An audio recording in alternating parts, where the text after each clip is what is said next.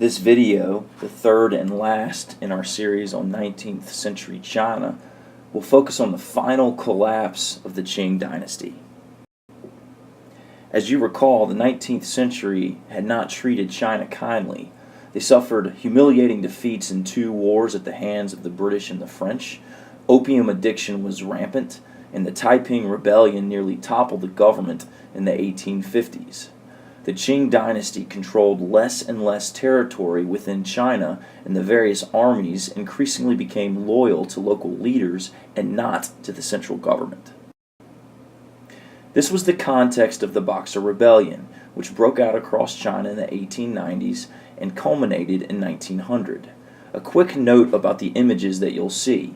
Many of the drawings come from Western magazines, which means that they will most likely show a European or American perspective, with the European soldiers in a positive light, while making the Chinese look irrational or unnecessarily violent.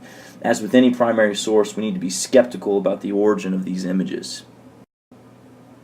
The word boxer actually comes from the Europeans, how the Europeans described a secret society of Chinese rebels whose real name translated to, quote, the Society of Harmonious Fists. The group practiced traditional Chinese calisthenic rituals that Europeans mistook for boxing, but members of the society believed that the ritual would make them invincible to Western weapons. The original aim of the Boxers was not only to overthrow the Qing dynasty, but also to destroy all foreign influences. If you recall, the Qing dynasty had ceded more and more territory to the French and British merchants. In addition to traders, more and more European missionaries arrived in China. Missionaries were typically Protestants and some Catholics who sought to convert Chinese to Christianity. The Chinese were traditionally Buddhist, or they practiced a form of ancestor worship. Generally speaking, by the 1890s, the average Boxer supported had lost faith in their government, felt humiliated and threatened by both European merchants and missionaries, and finally were living in a period of economic collapse. In 1898, widespread violence broke out, and this was all led by Boxer rebels in northern China. If you recall, the Taiping emerged in southern China.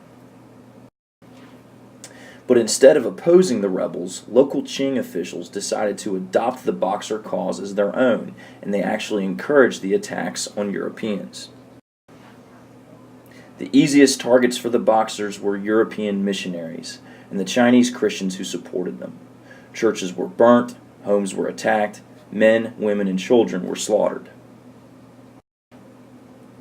Out of fear that the violence might turn against the government, the Dowager Empress, the leader of the Qing dynasty, who initially supported the Boxers. In 1900, with Boxer rebels roaming the countryside outside of China's major cities, the Empress ordered that all foreigners be killed. This included merchants, missionaries, and even diplomats. This photograph depicts a group of Chinese Catholic refugees. In 1900, the Catholic cathedral in Beijing was burnt to the ground, killing the inhabitants inside. The Europeans, however, were quick to respond. In addition to British and French armies, the Russians, the Germans, Japanese, and even the United States sent soldiers to defeat the Boxers and their Qing allies. Here's an American cartoon that supports military intervention in China.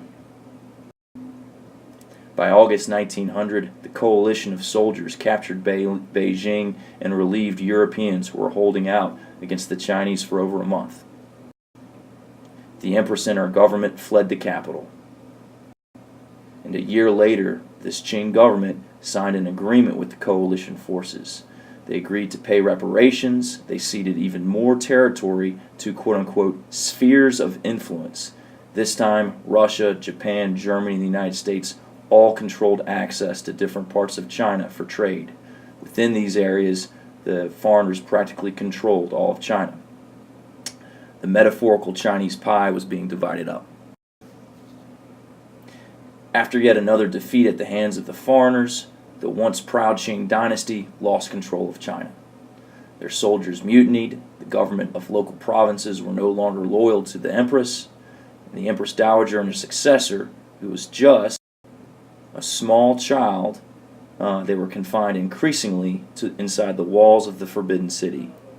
This image is the last emperor of China. In reality, the dynasty barely had the power of mayor of Beijing. By 1910, demands for the end of the dynasty were widespread. Sun Yat-sen was an American-educated Chinese dissident, and he called for the end of the imperial rule and the creation of a republic, a government of elected officials with a constitution, checks and balances, and all of this would be based on the European ideals of the Enlightenment. But in the end, it was not the calls for Western-style reforms that brought down the Qing, nor was it a grassroots revolt like the Taiping or the Boxers. Instead, a Chinese general named Yuan Shikai, formerly loyal to the Qing dynasty, removed the last Qing emperor from power. The regent to the emperor signed a decree removing Pu Yi, which was the emperor's name, from power on February 12, 1912, and thus ended 2,000 years of imperial rule over China. Yuan Shikai, with the support of Sun Yat-sen, declared a new Chinese republic. Here's a photograph taken during the inauguration ceremony of the new republic in 1912. Hopes were high for this new era in Chinese history, but as we'll see later in the semester, the republic proved to be too fragile to withstand the onset of a new Chinese civil war in the 1920s and 1930s.